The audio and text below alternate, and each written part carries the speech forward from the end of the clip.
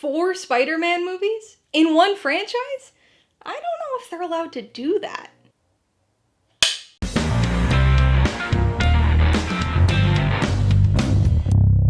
Hey everybody, welcome to Mainely Movies. Today I'm going to be ranking the 4 MCU Spider-Man films as part of my franchise Rankography series.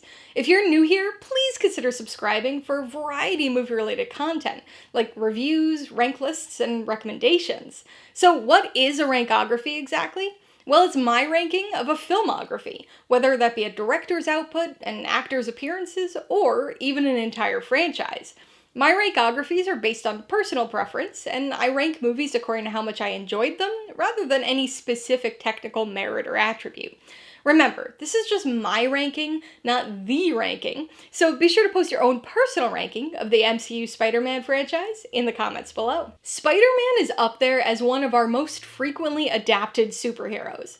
We had Sam Raimi and Tobey Maguire's Spider-Man trilogy in the 2000s, the 2 Andrew Garfield Amazing Spider-Man movies in the mid-2010s, and we're still in the midst of Sony's animated Spider-Verse trilogy, with Beyond the Spider-Verse scheduled to hit theaters next year.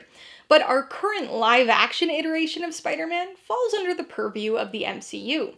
Spidey's introduction into the MCU was a long-awaited and much celebrated event, and in addition to crossover appearances in some of the other movies in the franchise, Spider-Man has now gotten 4 of his own movies in this cinematic universe.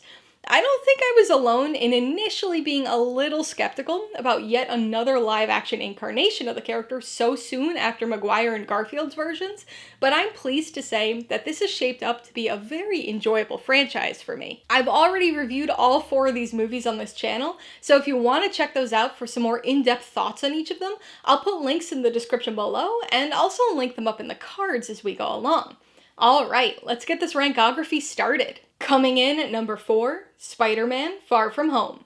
Well, this is a ranking, so something has to come in last place. And while I do think this is the weakest of the franchise, I still enjoy this movie. Far From Home is the final movie of Phase 3 of the MCU, coming on the heels of Avengers Endgame, and serves as an epilogue of sorts to the Infinity Saga, exploring some of the emotional and logistical turmoil that arose from the events of that previous film. In this movie, more than ever, Peter yearns for a mentor to help guide him, making him vulnerable on a number of levels.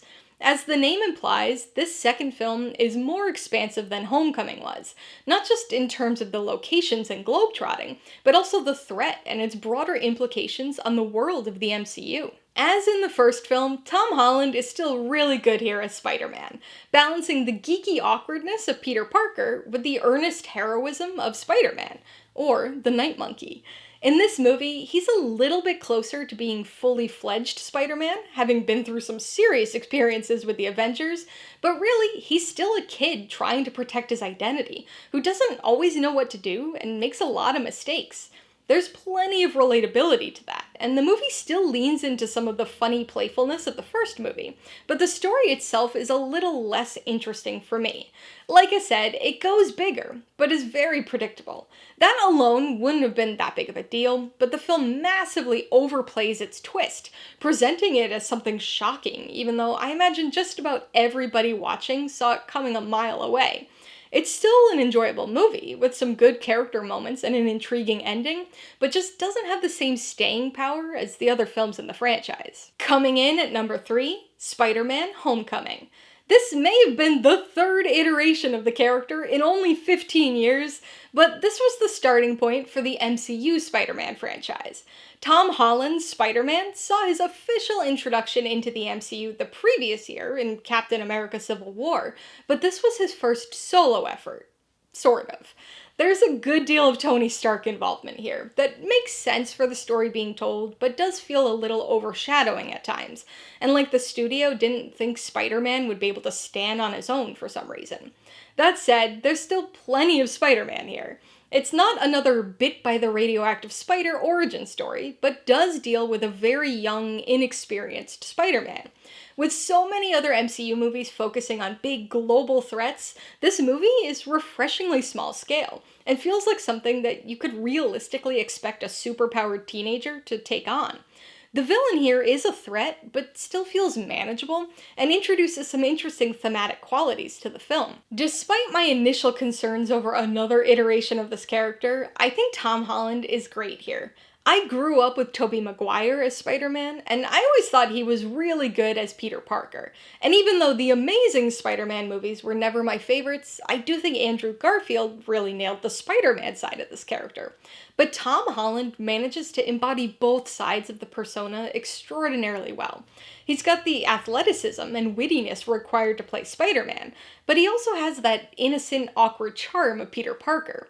He really injects the story with a youthful energy, which results in an extremely playful and funny movie that never gets too bogged down by its darker moments, but still feels like an impactful and inspiring start to this character's journey. Coming in at number 2, Spider-Man: No Way Home.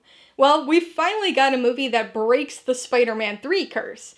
We're jumping from the smallest scale movie to the largest scale one in this ranking, introducing the chaotic entertainment of the multiverse. Like the other films in this franchise, this is a very fun movie. It's got the same witty, playful tone and plenty of humor derived from the dichotomy of Peter's regular life and his heroic responsibilities. This one ups the fun web-slinging action compared to the previous 2 films, but it's still quite CG heavy. It gets a little distracting at times when you become aware of the fact that literally nothing on the screen is real, but is still enjoyable for the most part, with some fun, creatively designed sequences. Tom Holland is as great as ever here, with Spider-Man finally getting a little bit more independence, though still finding himself overshadowed in his own movie by a couple characters. No Way Home required a bit of a change in story direction thanks to the end of Far From Home, which ensured that life as a normal teen was not really an option for Peter anymore. As a result of the introduction of the multiverse, this film has a far more involved plot than any of the others in the Spider-Man franchise. It's largely driven by nostalgia, and certainly gets a little overstuffed at times, but man is it enjoyable to watch. I imagine most people watching this ranking have already seen the film, or at least know about its not so well kept secrets at this point, but I'm still gonna keep this vague and spoiler-free just in case. The story here is complex, but it creatively uses nostalgia to its benefit and produces something extraordinarily crowd-pleasing. It's undeniably fan service heavy, but it's something that actually works from a plot and character perspective. So it's not just fan service for fan service's sake. Of the John Watts Home trilogy, this was the most thematically strong, taking a darker and more serious turn to produce something emotionally poignant and extremely satisfying. So that means my number 1 MCU Spider-Man movie is Spider-Man: Brand New Day. If you've been watching my videos for any amount of time, you know that I tend to be drawn to origin stories, and films that establish characters and their world. So even though it'd be easy to attribute this to recency bias, it's actually pretty rare for me to put a brand new movie at the top of a ranking. But I really think this one deserves it. It truly is a brand new day. With a new director, a new tone, and a whole new story setup, this film extends from the Home trilogy and forges its own path. It's certainly still deeply connected to those previous films, and focuses on Peter trying to deal with the repercussions of the ending of No Way Home, all while working to protect New York City from an unseen threat. The subplots get a little busy, and the film has some occasional pacing issues through some of its more predictable moments, especially during the third act, but this is still really enjoyable. This is a smaller scale, on the streets kind of superhero movie, and honestly feels like the most classically Spider-Man story we've had in the MCU so far. I've mentioned it while talking about the other movies here, but I've always thought that Tom Holland has been really good in this role, providing a believable blend of both Peter Parker and Spider-Man. This movie moves things forward by 4 years, and we get to see a new era of Peter Parker as a result. He's no longer some kid in high school trying to balance these two sides of his life. Now, he's a sad, lonely, isolated 20-something-year-old who's sacrificed everything to devote himself to being Spider-Man for his city. And the tonal shift works well, helping to ground this movie as the most emotionally resonant and thematically impactful yet. This goes beyond just the coming-of-age, identity, and morality themes we're used to seeing, and expands to include the dangers of repression, the necessity of accepting change, and the importance of connection. This movie has got some great action and exciting web-slinging, plus a few fun MCU crossovers that enhance the story rather than overpower it, meaning we've finally got an MCU Spider-Man movie where he's given the opportunity to actually be the star of his own movie. Alright, so that's my rankography of the MCU Spider-Man franchise. 4 movies, too many mentors, and a whole lot of webs. What does your ranking look like? I'd love to see some reasoning for your order, so be sure to post it in the comments below. Remember, I've already reviewed all 4 of these movies, so you could check those videos out if you want some more in-depth discussion of each, as well as my ratings, pros and cons, and even tailored film recommendations. And if you're interested in buying any of these movies, I do have affiliate links for all of them in the description below. I get a small commission from anything you buy using one of my links, so I'd really appreciate it if you'd use them if you're on the market for any of these movies or anything else. Alright, so if you got some enjoyment, insight, or information on this rankography, I'd appreciate it if you'd hit that like button. And if you haven't done so already, please hit subscribe while you're at it to see more videos like this, as well as movie reviews. Till next time, this has been Alyssa with Mainly Movies, the way life should be.